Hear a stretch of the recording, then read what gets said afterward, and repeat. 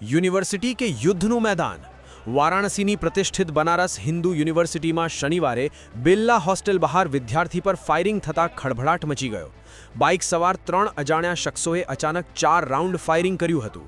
સદનસીબે વિદ્યાર્થીનો આબાદ બચાવ થયો છે, પરંતુ આ ઘટનાએ કેમ્પસની સુરક્ષા વ્યવસ્થા પર મોટા સવાલો ઊભા કર્યા છે। ગોળીબારના અવાજથી હોસ્ટેલમાં રહેતા વિદ્યાર્થીઓમાં ભારે ફફડાટ ફેલાઈ ગયો હતો। આ ઘટનાના વિરોધમાં રોષે ભરાયેલા વિદ્યાર્થીઓએ રસ્તા પર ઉતરીને ભારે દેખાવો શરૂ કર્યા છે। વિદ્યાર્થીઓનો આક્ષેપ છે કે યુનિવર્સિટી પ્રશાસનને અગાઉ જાણ કરી હોવા છતાં સુરક્ષામાં ગંભીર બેદરકારી દાખવવામાં આવી છે।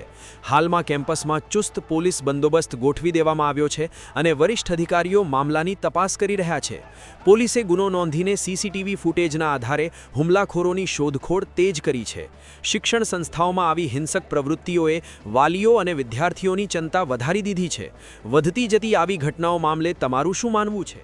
आज 9:30 बजे हमारे एसीबी बेलीपुर को एक कॉल आया था। रोशन नामक विद्यार्थी ने कहा था कि उनके ऊपर जानलेवा हमला हुआ है, फायरिंग हुई है। सूचना प्राप्त होते ही हमारे चौकी इंचार्ज, एसएचओज और एसीपी और मैं खुद यहाँ पर मौके पर आया। मौका मुआयना हमने कर लिया है। हमें विद्यार्थियों द्वारा तहरीर प्राप्त हो गई है। इसके ऊपर सुसंगत धाराओं में मुकदमा पंजीकृत करके आगे कार्रवाई की जाए।